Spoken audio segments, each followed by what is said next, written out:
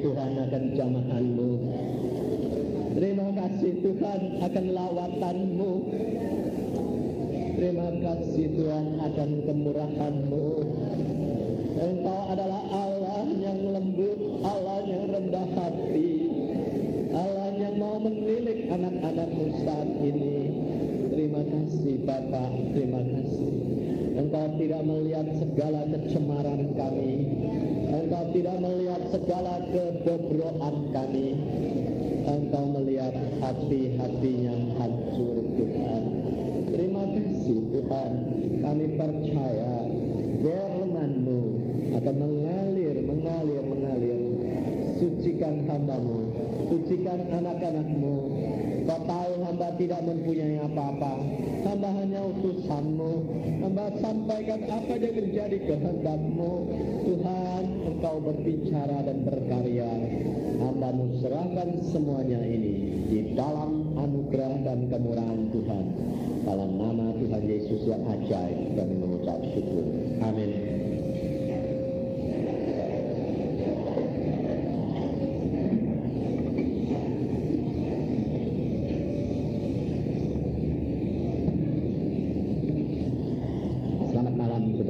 Selamat berbakti kembali. Apabila hari ini hari yang terakhir buat saya berada di Surabaya,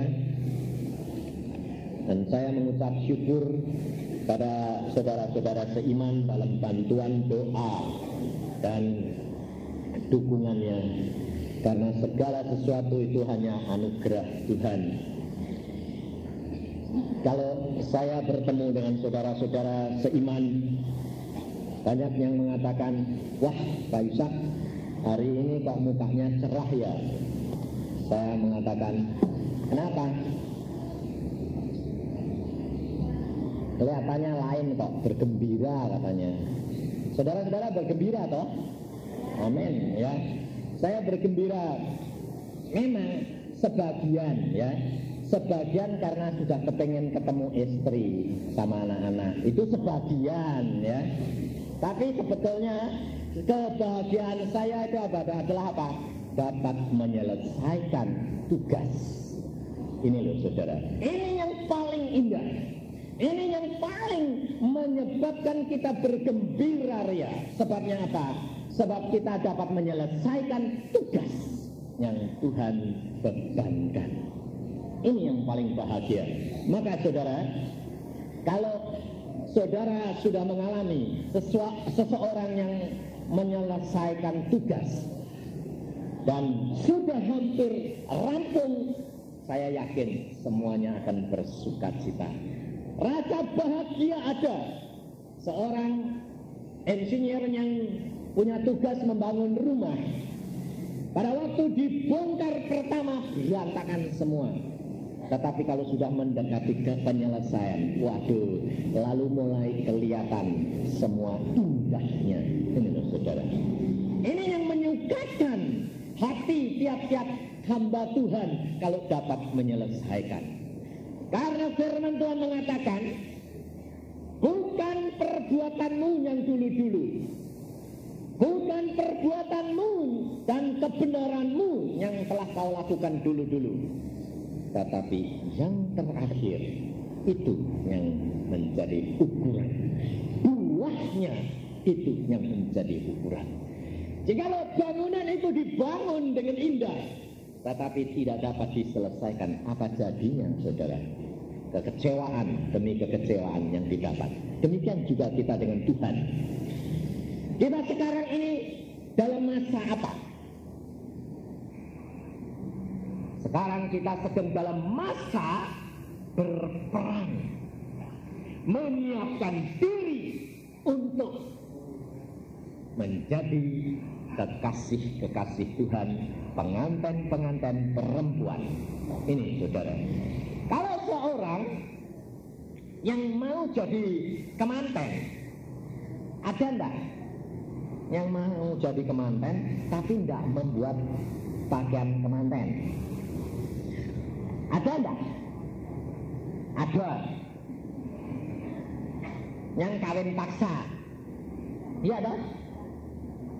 Orang perempuan kalau disuruh kawin paksa, enggak mau. Orang laki dikawin paksa, tahu-tahu hilang. Baca koran pernah tuh? Sudah harinya kemantennya hilang satu. Ini kenyataan ada. Tapi kalau dua orang ini yang sungguh-sungguh saling mengasihi, pasti siap-siap, betul nggak? Siap-siapnya cukup sebulan nggak? Loh, yang sudah pernah kawin nih, cukup nggak? Nggak cukup. Jauh-jauh hari sudah disiapkan, sudah dipilih segala macam, bahkan tempatnya, bahkan salonnya itu sudah dipilih. Ya enggak? Salon yang ini dia tanya-tanya dulu, lihat model, dia mungkin oh ini cocok buat make upnya, ya, tapi rambutnya enggak cocok. Loh, ini benar kenyataan. Sebab saya dulu waktu mau kawin, istri saya itu enggak punya ayah dan ibu. Jadi yang ribut itu dia sendiri sama kakak-kakaknya. Nah, otomatis saya ya jadi turut ribut tuh. Padahal biasanya orang kalau mau kawin itu nggak boleh ketemu dulu toh. Loh, itu kan peraturan kuno, betul nggak? Supaya apa? Nanti kalau ketemu tuh pangkling, loh, ya toh? Kalau ketemu tuh jadi mesra luar biasa. Karena apa? Pangkling. Lah aku nggak bisa pangkling. Lah mau berarti malah mau ketemu saya ribut. Saya bilang, ini kok belum bar. Lah iya, saya sudah tak siap lama gitu. Nggak cocok ininya, nggak cocok ininya. Nanti modelnya rambut mesti yang gini. Dia bilang, gini, senengnya rambut panjang. Saya tuh dulu senengnya rambut panjang. Jadi pacar saya tuh nggak pernah potong pendek, itu nggak pernah. Sebabnya apa? Padahal dia rambut potong pendek itu kan bunder-bunder rupanya ya toh. Loh, betul enggak? Kalau tambah pendek kan tambah bunder toh. Nah ini, tapi kalau panjang kan kelihatannya langsing gitu loh ya. Padahal nama saya tuh Cipto Purnomo, diciptakan untuk sempurna bundeser. Nah, tapi senengnya itu sing lonjong-lonjong gitu loh. Jadi memang selera orang tuh aneh-aneh ya. Saudara, perhatikan firman Tuhan hari ini. Kita akan berbicara di dalam 2 Samuel pasal yang ke-7. Hari ini khusus Tuhan menyiapkan untuk kita sekalian, menyiapkan diri. Sebab sekarang ini sedang dalam masa perang. Menyiapkan diri untuk menjadi kekasih Yesus. Sebab memang Tuhan mau berbicara perkara Daud. Arti Daud itu kekasih. Kekasih. Jadi siapa yang namanya Daud di sini? Ya, artinya itu kekasih. Ya, nah, kekasih siapa? Macam-macam. Bisa jadi kekasih setan, bisa jadi kekasih Tuhan. Ya toh? Nah, saudara mau jadi kekasihnya siapa? Hah? Tuhan? Baik. Semua orang kepengen jadi kekasih Tuhan ya. Siapa yang tidak kepengen jadi mantune raja di atas segala raja?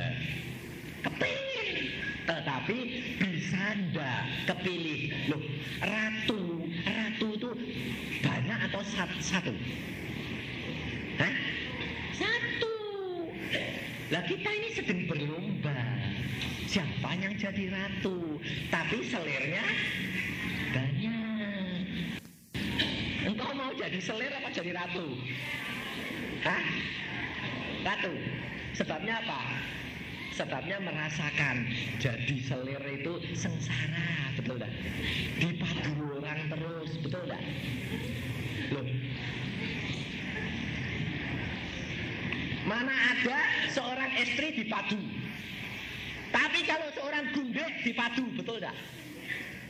Hah? Sengsara loh, jangan enak-enak. Jadi gundike orang itu enggak enak. Dipadu terus, mau keluar bingung sendiri, betul tak? Orang lihat loh, orang lihat. Sebetulnya lihat ya tidak apa-apa, malah gini, malah mengagumi kecantikannya. Tapi dia sendiri risih. Risihnya kenapa? Kok lihat toh, kenapa? Sebabnya merasa salah.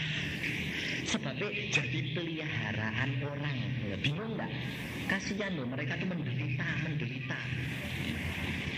Maka dari itu saudara harus berjuang menjadi permaisuri, tapi tidak menjadi selir. Betul tak? Tapi banyak orang yang kepingin harta bendanya selir. Loh. Orang yang punya peliharaan biasanya lebih banyak diberi peliharaannya atau istrinya?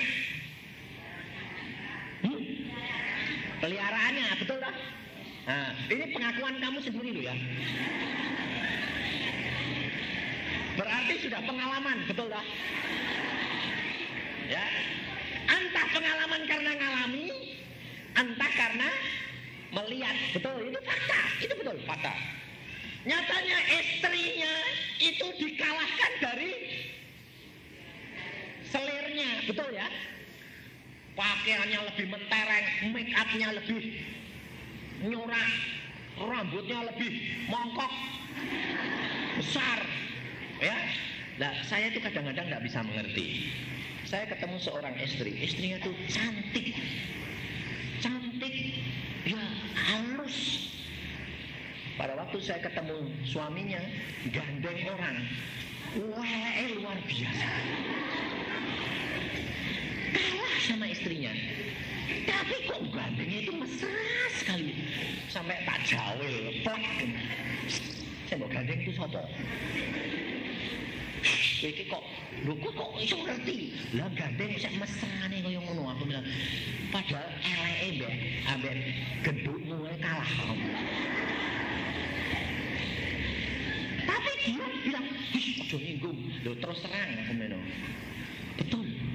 Sampai saya tidak bisa mengerti. Lalu Tuhan mengatakan kepada saya, kamu tahu bisa. Orang kalau sudah tertangkap oleh kuasa gelap, yang jelek kelihatannya bagus. Nah, saudara bisa ketawa karena saudara ngejek toh. Ngejek apa ngalami? Siapa di antara saudara berani mengatakan setan itu cantik? Setan itu selalu dikatakan setan itu jelek dah, jahat dah. Seneng dah kowe? Dah seneng sama setan? Dah seneng. Tapi nyatanya kalau dalam kesulitan kau cari dukun. Yang dicari siapa? Dukun itu yang dicari siapa? Setan, ya tak? Nah, ini buktinya. Nggak seneng, tahu, tapi nggak bisa lepas. Ini kenyataan, saudara. Maka kita harus benar-benar belajar. Firman Tuhan ini ditulis untuk memberikan kita umat Allah dalam zaman yang akhir menikmati anugerah Allah yang sempurna. Saudara dan saya adalah orang yang paling bahagia karena seluruh isi Alkitab menceritakan perkara Allah yang ajaib dan bagaimana dia bertindak terhadap manusia, dan saudara dan saya boleh menikmati. Boleh menikmati. Maka dari itu saudara, Allah kita sudah menyediakan segala-galanya. Kalau engkau tidak mau baca ini, ada masanya nanti akan hilang lenyap. Orang tidak akan dapat Alkitab lagi. Percaya enggak? Tuhan sudah mengatakan, kalau di RRC Alkitab pada waktu dilarang, orang haus akan firman Tuhan.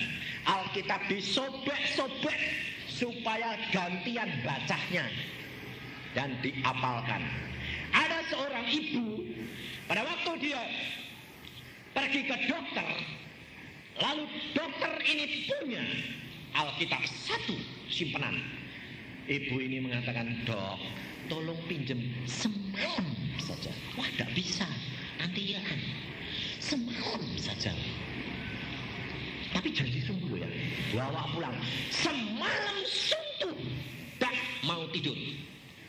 Baca terus sampai pagi terus sampai waktunya harus mengembalikan, baru dikembalikan. Saudara tahu itu kalau engkau sudah tidak ada air hidup kembali. Pada waktu saya di Jogja ketemu seorang Profesor Doktor ahli HTT, Profesor Doktor Upomo, sudah tua, besarnya 3 kali saya, gede, besar, tidak bisa jongkok, saking gedenya. Dia seorang Profesor Doktor, sudah tua, 80 tahun.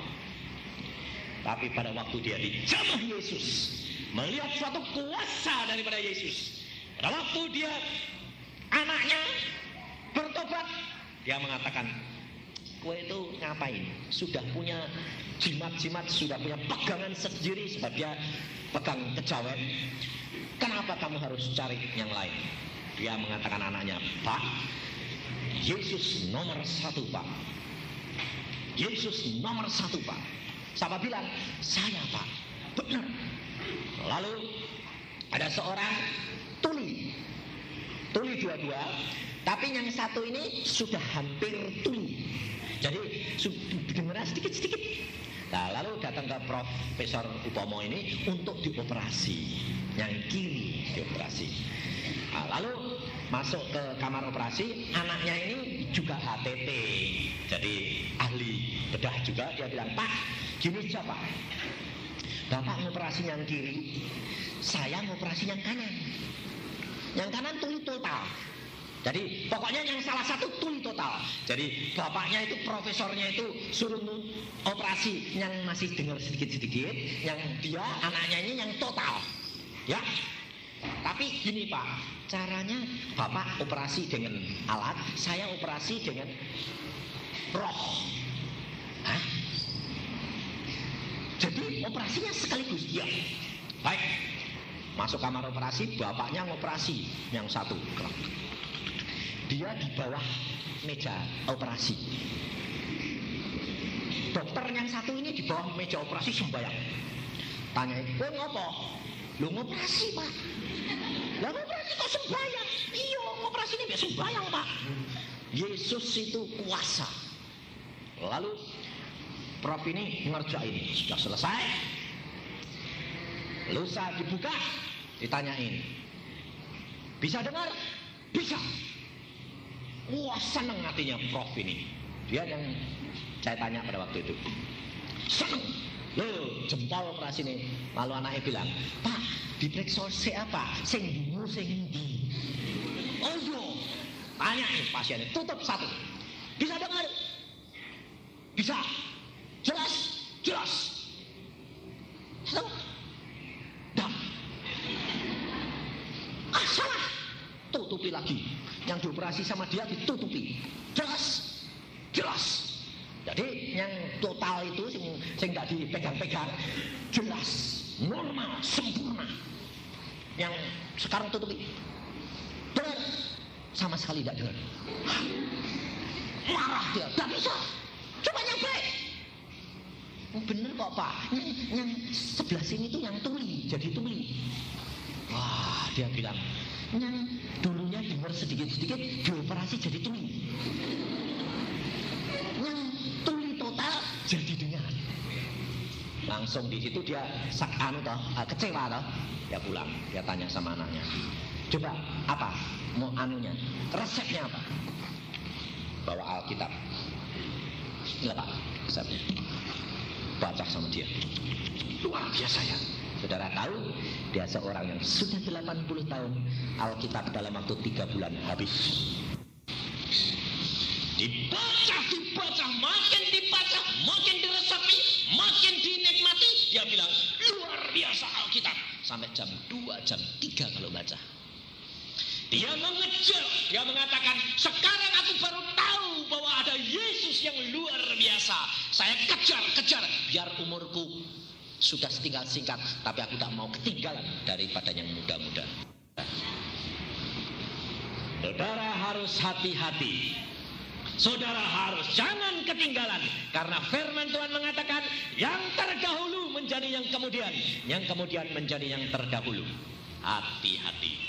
Ada masanya Alkitab ini akan lenyap dan saudara tidak dapat. Tapi Yesus sudah mengatur segala-galanya. Indah, luar biasa. Pada waktu saya di negeri Belanda, saya diberikan kenangan oleh seorang teman yang mengatakan bahwa dia mempunyai kenang-kenangan buat saya. Saya katakan, apa ini? Dia mengatakan bahwa Alkitab ini pada masanya akan dilarang, dan Tuhan sudah menyediakan Alkitab yang terjadi hanya selembar. Jadi dokumentasi ini tidak akan hilang. Hanya selembar film ini. Seluruh isi Alkitab masuk di sini. Hanya selembar. Saudara tahu, Allah sudah mengatur segala-galanya. Alkitab tidak dapat dihilangkan. Alkitab tidak dapat dilenyapkan. Sebab Allah itu yang maha kuasa. Ya sudah menyediakan segala-galanya. Saya tidak bisa masuk akal. Alkitab segini dimasukkan cuma selembar segini. 1 titik itu 50 lembar. Bayangin saudara. Allah kita adalah Allah yang luar biasa. Maka dari itu saudara harus belajar firman Tuhan sungguh-sungguh. Maka engkau akan menikmati di dunia ini sampai ke surga. Dan itu jaminan Alkitab. Maka dari itu kita belajar. Supaya kita menyiapkan diri menjadi Daud. Menjadi kekasih-kekasih Yesus Kristus. Jangan ketinggalan. Dalam 2 Samuel pasal yang ke-7 ayat yang pertama, ketika raja telah menetap di rumahnya dan Tuhan telah mengaruniakan keamanan kepadanya terhadap semua musuhnya di sekeliling, berkatalah raja kepada Nabi Nathan, lihatlah, aku ini diam dalam rumah dari kayu aras, tabut Allah diam di bawah tenda. Lalu berkatalah Nathan kepada raja, baik, lakukanlah segala sesuatu yang dikandung hatimu, sebab Tuhan menyertai engkau. Tetapi pada malam itu juga datanglah firman Tuhan kepada Nathan demikian, pergilah, katakanlah kepada hambaku Daud, beginilah firman Tuhan, masakan engkau yang mendirikan rumah bagiku untuk kudiami? Aku tidak pernah diam dalam rumah sejak aku menuntun orang Israel dari Mesir sampai hari ini. Tetapi aku selalu mengembara dalam kemah sebagai kediaman. Selama aku mengembara bersama-sama seluruh orang Israel, pernahkah aku mengucapkan firman kepada salah seorang hakim orang Israel yang kuperintahkan mengembalakan umatku Israel? Demikian, mengapa kamu tidak mendirikan bagiku rumah dari kayu aras? Oleh sebab itu, beginilah kau katakan kepada hambaku Daud, beginilah firman Tuhan semesta alam, akulah yang mengambil engkau dari padang ketika menggiring kambing domba untuk menjadi raja atas umatku Israel. Aku telah menyertai engkau di segala tempat yang kau jalani dan telah melenyapkan segala musuhmu dari depanmu. Aku membuat besar namamu seperti nama orang-orang besar yang ada di bumi. Aku menentukan tempat bagi umatku Israel dan menanamkannya sehingga ia dapat diam di tempatnya sendiri dengan tidak lagi dikejutkan dan tidak pula ditindas oleh orang-orang lalim seperti dahulu. Sejak aku mengangkat hakim-hakim atas umatku Israel, aku mengaruniakan keamanan kepadamu daripada semua musuhmu. Juga diberitahukan Tuhan kepadamu bahwa Tuhan akan memberikan keturunan kepadamu apabila umurmu telah genap dan engkau telah mendapat perhentian bersama-sama dengan nenek moyangmu, maka aku akan membangkitkan keturunanmu yang kemudian, anak kandungmu, dan aku akan mengokohkan kerajaannya. Dialah yang akan mendirikan rumah bagi namaku dan aku akan mengokohkan tahta kerajaannya untuk selama-lamanya. Aku akan menjadi bapaknya dan ia akan menjadi anakku. Apabila ia melakukan kesalahan, maka aku akan menghukum dia dengan rotan yang dipakai orang dan dengan pukulan yang diberikan anak-anak manusia. Tetapi kasih setiaku tidak akan hilang daripadanya, seperti yang kuhilangkan daripada Saul yang telah kujauhkan dari hadapanmu. Keluarga dan kerajaanmu akan kokoh untuk selama-lamanya di hadapanku, tahtamu akan kokoh untuk selama-lamanya. Kita belajar dari Daud yang dikatakan kekasihnya Allah. Kenapa Daud dikatakan kekasih Allah? Karena Daud diambil dari belakang gembala. Dia menggembalakan kambing domba, tapi dijemput oleh Allah untuk menjadi seorang raja. Ada rahasia-rahasia yang saudara perlu pelajari tentang hal Daud ini, dan ini penting sekali. Yaitu satu, pada waktu dia mengatakan niat hatinya mendirikan bait Allah, karena dia sudah punya istana, dia teringat akan Allahnya. Dia selalu memeriksa diri. Dia tidak melihat orang lain. Dia selalu introspeksi.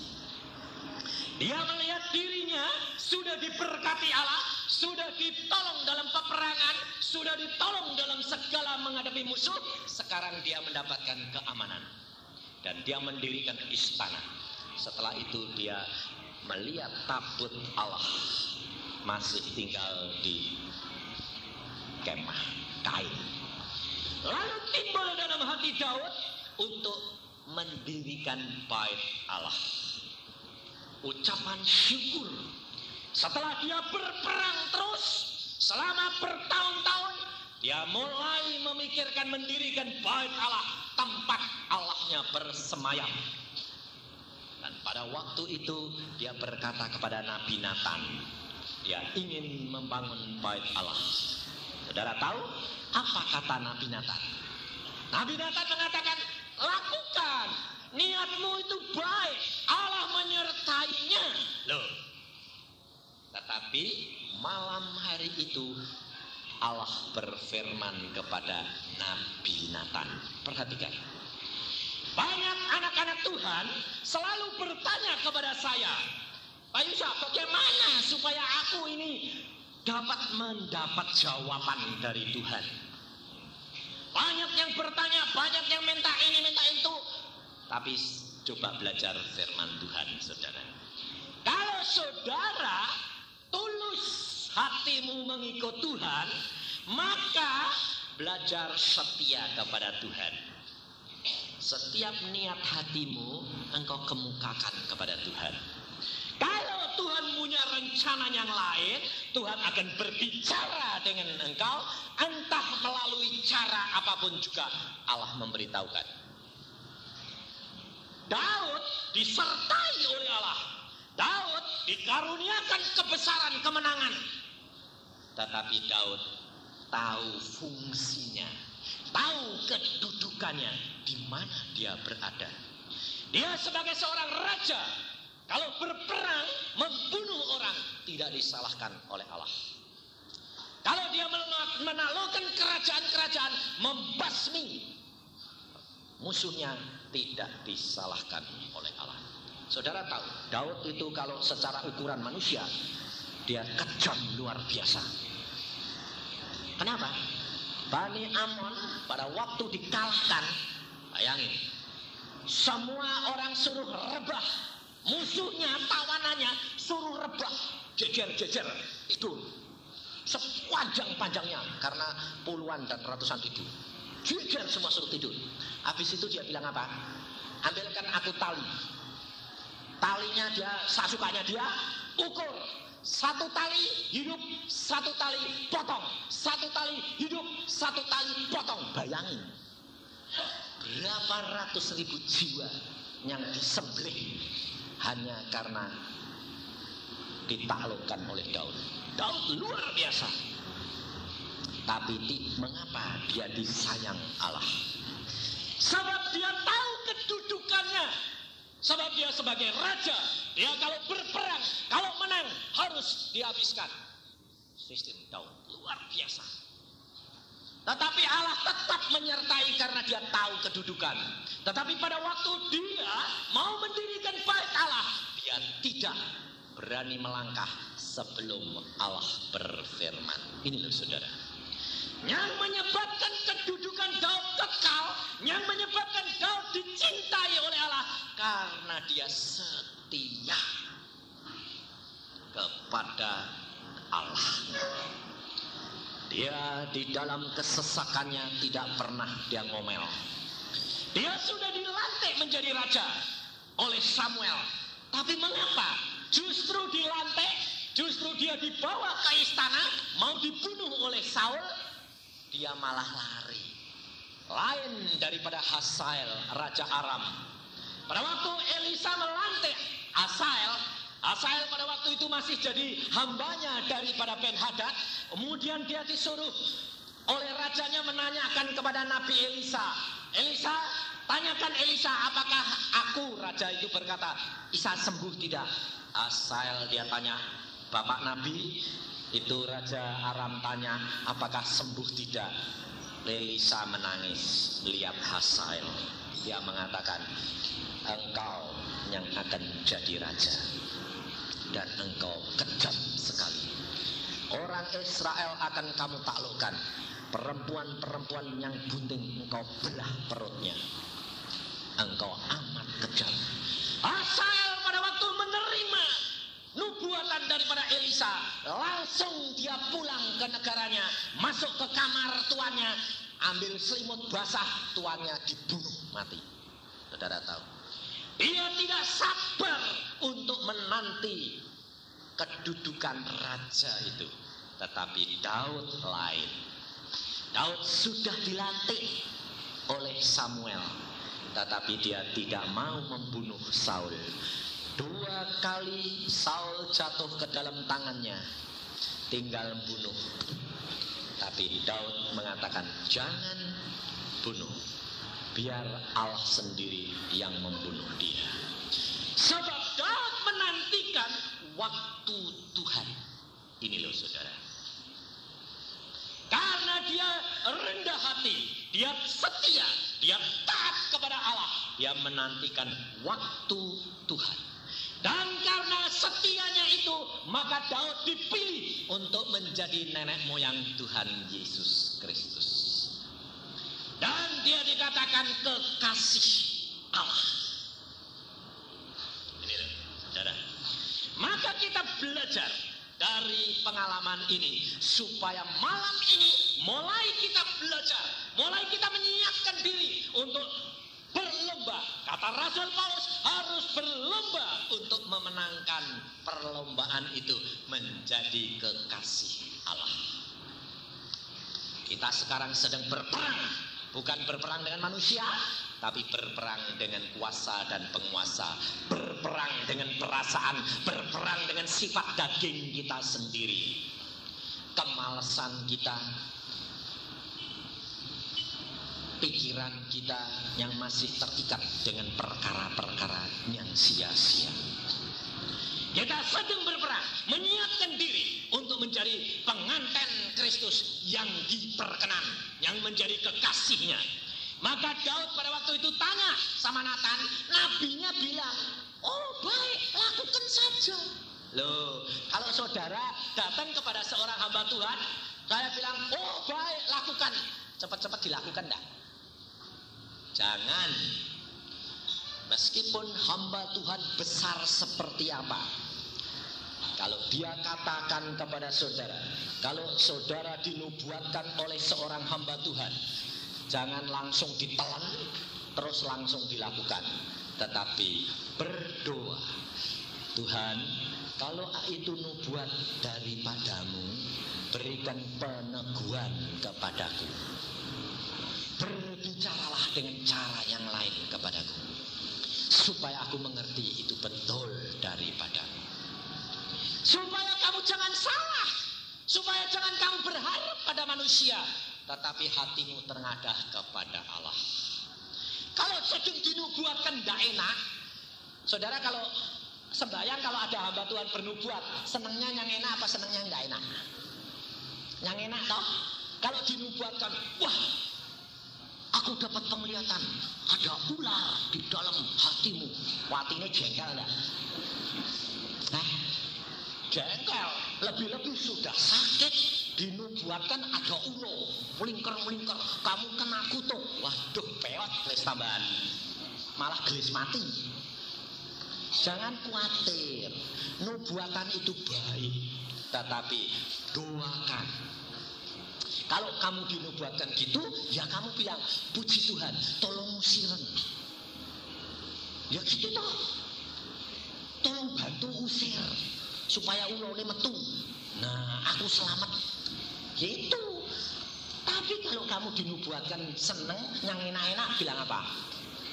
Bangga. Jangan khawatir, aku bakal jadi. Tuhan mengatakan, engkau aku akan angkat tinggi-tinggi. Kalau sudah dinubuatkan gitu, kerap kali apa? Nggak usah kerja, ngotokone awan-awan bae. Toh wis dinubuatkan bakal jadi malah bangkrut.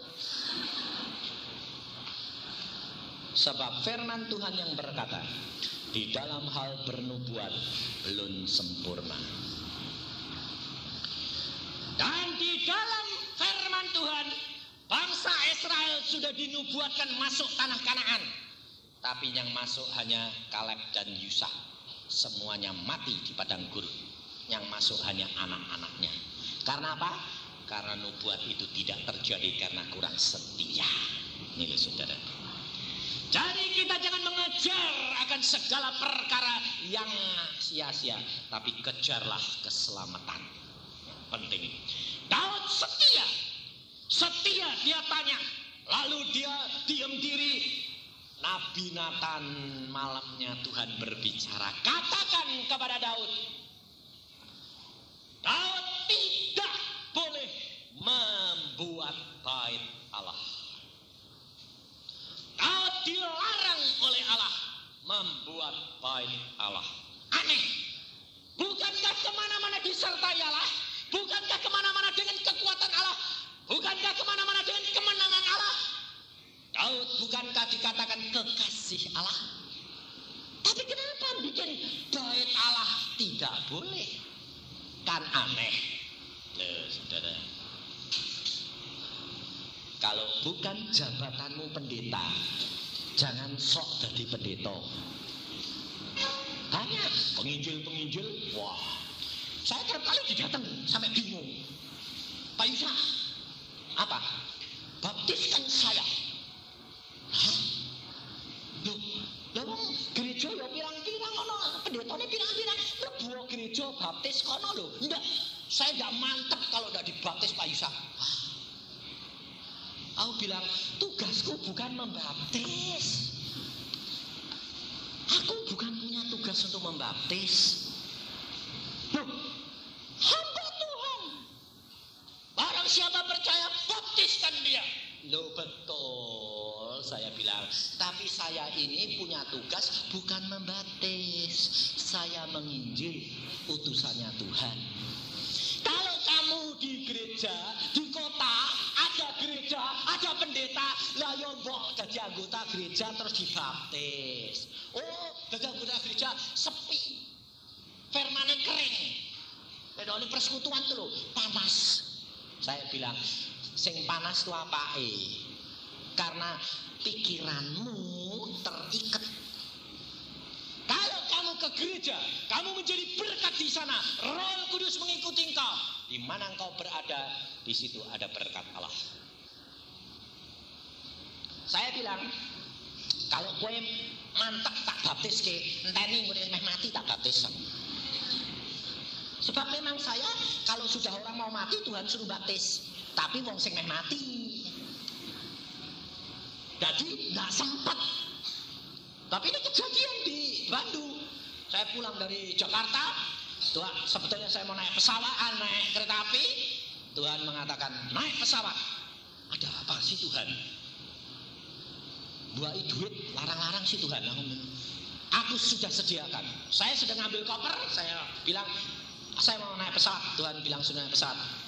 Ketemu orang. Plek. Pak Yusha mau mana? Pulang. Naik apa? Pesawat. Lah iya, aku ini datang sini suruh ngasih tiket kue kok. Lah, kasih tiket plek. Ya wes, aku mulai jam 8 pagi sampai di Bandung. Istri saya bilang, kenapa? Naik pesawat. Tuhan itu kok istimewa ya. Kenapa? Barusan ada telepon dari rumah sakit, ada minta pelayanan. Oke, ayo berangkat. Nggak salin, nggak apa. Terus saya ngambil mobil dengan istri saya berangkat ke rumah sakit. Karena Tuhan mengatakan cepat berangkat. Saya sampai di sana, saya lihat orangnya masih baik-baik. Saya bilang, lo masih hidup gini kok. Saya bilang, ajak omong-omong. Kemudian diinjili. Setelah diinjili dia bilang, saya mau terima Tuhan Yesus. Orangnya apa? Selama hidupnya tidak pernah kenal Tuhan Yesus. Tukang adu jago, tukang wedoan, judi. Tapi satu orang yang mendoakan keluarganya, menantunya mendoakan terus. Tuhan kasihan, selamatkan mertuaku. Waktu itu saya injilin, kumpul semua familinya, mamahnya, saudara-saudara kumpul semua. Saya injilin. Kemudian dia bilang, saya mau terima Tuhan Yesus. Benar? Benar. Oke. Percaya, yakin, Allahmu kuasa. Ya? Ya. Besok pagi-pagi Tuhan mengatakan gini, sore-sore, cepat balik ke rumah sakit. Kenapa Tuhan? Cepat balik. Sudah bilang sana, pergi. Saya pergi sama istri saya, cepat sana. Saya sudah pesan sama menantunya, panggil pendeta, suruh baptis. Pendetanya sudah janji mau datang. Telepon, sudah berangkat, sudah. Saya tunggu. Saudara tahu, saya sedang jalan-jalan di depan pintu kamarnya. Tuhan ngomong, cepat baptis sekarang. Saya bilang, Tuhan, pendetanya ajak melaku. Tuhan mengatakan, kamu baptis. Ya, saya tidak berani, masuk saya. Tas. Lalu saya tanya, Pak, mau dibaptis? Mau. Oke. Ambil air. Nah, ngambil air di mana? Tidak ada. Tutup ceret, cibuk. Guys, tutup ceret. Ambil air ledeng. Nah, bilang, lah orang sakit saya gitu mau dicemplungke di mana? Nah, bisa. Saya ambil air. Dalam nama Tuhan Yesus, Allah Bapa, Putra dan Roh Kudus, aku baptiskan kamu. Engkau selamat karena Allahmu yang menyelamatkan engkau. Lalu dia tersenyum. Mati. Langsung mati. Mamai, mantune, semua lihat mati. Aku kan deg-degan. Lalu bar amin makot. Aku ya deg-degan toh. Wah, jingko mungkin iso pentung ini. Terus saya sudah, puji Tuhan, saya bilang gitu. Terus saya lihat ibunya, anak-anaknya, saudaranya, semua bilang apa? Enak ya matinya seorang anak Yesus. Ibunya yang sudah berumur 80 tahun belum jadi anak Tuhan, dia bilang, aku dulu melihat anakku yang satu meninggal penuh sengsara, tapi anakku ini menerima Yesus demikian. Sejak ini aku terima Yesus. Aneh enggak? Langsung dia pulang ke Jakarta, cucu-cucunya, mantunya semua dipanggil, rayakan, aku mau menjadi anak Tuhan, dibaptiskan. Lucu enggak? Jalannya penginjilan itu aneh enggak? Malah mati, malah bertobat. Nah, coba dong Irian Barat, malah mati, sembelih, potong. Ini loh saudara, Allah itu punya cara sendiri. Saudara tidak usah takut. Asalkan engkau setia dan engkau menduduki tempatmu di mana Allah tetapkan engkau, dan jangan engkau mengambil alih kedudukan orang lain. Segala perkara seperti Daud, tanyakan Allahmu. Allahmu sanggup menjawab, entah caranya bagaimana. Dan Allah mengatakan, bukan engkau, karena engkau sudah menumpahkan darah terlalu banyak. Aku tidak mau engkau yang membangun. Lucu enggak? Tetapi Daud rendah hati.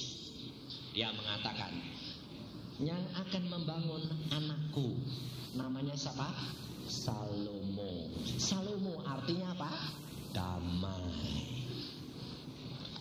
Allah mengatakan, sejak ini engkau tidak mengalami perang lagi, dan mulai anakmu nanti yang jadi raja tidak ada peperangan lagi. Damai.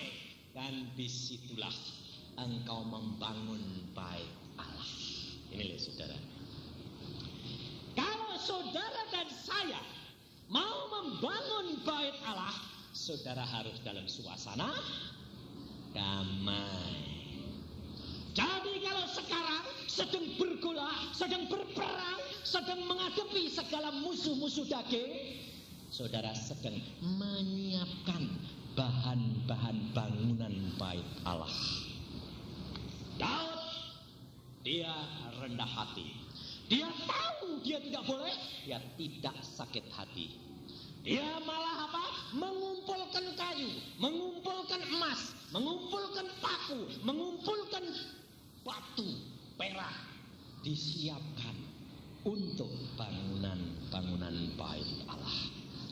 Dia punya tugas membangun untuk apa? Dia punya tugas menyiapkan bahan-bahan bangunan.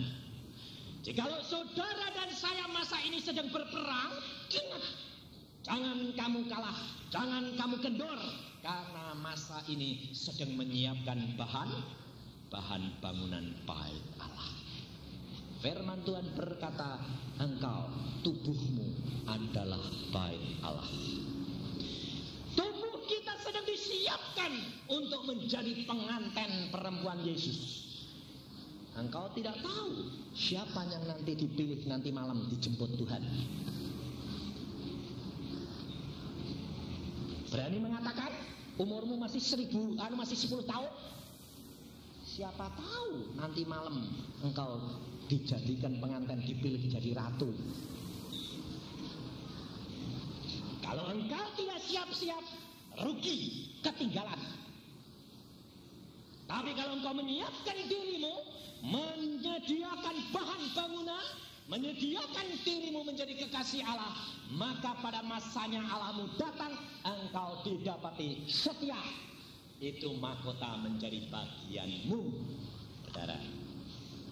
Maka dari itu ingat bahwa kita sekarang ini banyak yang masih dalam peperangan untuk menyediakan bahan bangunan, mengikis daging-daging kita, sifat-sifat perangai kita, yang masih suka pemarah, yang masih suka curiga, yang masih suka fitnah, masih suka ngomongin orang lain, masih suka cemburu, itu harus dikikis. Saya dulu cemburuannya luar biasa sama istri saya. Wah, cemburunya. Istri saya tidak pernah berani pergi sama orang laki. Adik saya pun tidak berani. Saking cemburunya saya. Saya tuh luar biasa cemburunya dulu. Sampai saya sekarang ini malu sendiri. Saya kok dulu bisa sampai cemburunya kayak gitu tuh kenapa ya? Ternyata ada ternyatanya. Orang kalau cemburunya luar biasa itu ada roh di dalam diri kita, yang roh cemburu yang membuat tersideraan. Setelah Tuhan bebaskan saya, lo cemburunya kok hilang, kok jadi percaya. Aneh enggak? Itu loh saudara. Maka engkau harus buang segala roh-roh itu, pengikat-pengikat itu di dalam daging harus dilepaskan. Caranya bagaimana? Asal engkau setia membaca firman Tuhan, setia berdoa, minta hikmat daripada Allah. Di dalam kamu berdoa, maka terjadi transfer, pengaliran kuasa Yesus. Musa pada waktu di atas gunung 40 hari 40 malam, mukanya bercahaya karena cahaya Allah masuk ke dalam dirinya, menjadi bersinar. Dan kalau engkau banyak berdoa dan membaca firman Allah, maka terjadi transfer daripada kuasa Yesus dalam dirimu. Dan kalau di dalam dirimu sudah ada kuasa, engkau tinggal katakan dalam nama Tuhan Yesus, segala sifat-sifatku itu pergi yang jelek. Roh pemarah dalam nama Tuhan Yesus, mulut pemarah kami tengking dalam nama Tuhan Yesus. Nah gitu. Tapi kalau nengking sendiri tidak bisa, minta tolong suami. Bilang terus terang, aku ini kok pemarah, mulutku loncar, tolong tengking ono toh. Nah. Suaminya seneng enggak? Seneng. Siapa yang punya istri, mau punya istri cerewet. Firman Tuhan berkata, orang yang punya istri cewek seperti rumah yang bagus tapi tiris, ujane bocor, turu dogon bocor. Nah, penderitaan saudara tahu. Siapa yang punya? Apik sing bocor itu bilang tolong toh tembel supaya meneng. Lah, aku dadi suamine beneran bengi-bengi tak tangkingi terus. Oh yo cerewet iki, kok cerewet iki ya. Hilang ya. Itu loh saudara. Kalau suami-suami punya tangan ringan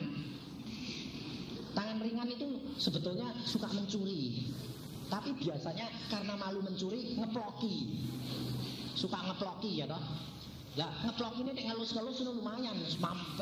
Ibu-ibunya seneng dilus-lus. Tapi ngelus-ngelus kebanteran plak. Lah gitu tuh malam tidur tengking tangane. Katakan buat sembahyang sungguh-sungguh, katakan dalam nama Tuhan Yesus pergi. Roh pukul memukul. Itu saudara harus mulai jalankan. Sebab engkau kalau banyak berdoa dan baca firman Tuhan, engkau punya kuasa. Transfer roh itu ada. Dan itu Alkitab yang mengajar kepada kita. Maka dari itu saudara, kita harus belajar seperti Daud. Supaya kita hidup berkenan.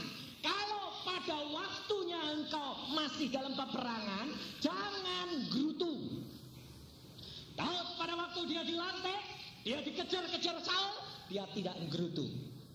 Karena dia tahu Allahku sedang menyiapkan segala-galanya. Karena firman Tuhan di dalam Rum pasal yang ke-8 kemarin, yang ayat yang ke-28, kita tahu sekarang bahwa Allah turut bekerja dalam segala sesuatu untuk mendatangkan kebaikan bagi mereka yang mengasihi Dia. Allah sedang bekerja, Allah turut bekerja, menyiapkan menjadi orang yang setia, menjadi orang yang bijaksana, menjadi orang yang tahu diri, dan orang yang tahu waktu dan saatnya tiba. Segala perkara ada waktunya. Penderitaanmu, peperanganmu tidak terus menerus. Ada waktunya. Pada satu saat berhenti dan terjadi damai sejahtera. Pada saat itu pembangunan bait Allah segera dilaksanakan. Dan pada waktunya engkau selesai menjadi pengantin perempuan, siap bahannya, Yesus datang menjemput engkau menjadi permaisurinya. Dan engkau mengatakan, terima kasih Tuhan, aku boleh duduk di tahtamu bersama-sama dengan engkau. Ini saudara, itu yang selalu saya rindukan. Kita besok sudah tidak ketemu, tetapi firman Tuhan akan berbicara terus. Kita tidak ketemu di sini. Siapa tahu saudara yang besok dijemput atau saya yang dijemput. Tapi tidak ketemu di sini, bakal ketemu di Firdaus. Tidak usah khawatir. Kita bersuka cita senantiasa karena kita tahu Allah kita adalah Allah yang ajaib. Asalkan kita setia, kita taat, kita tahu tempatnya, kita menempati fungsi kita, dan kita selalu menghadap kepada Dia supaya berkaca kepada Dia. Apa yang kita lakukan? Cepat bertobat dan kita menyiapkan diri sewaktu-waktu jadi calon pengantin yang akan dijemput oleh pengantin laki-laki untuk pulang bersama dengan Dia.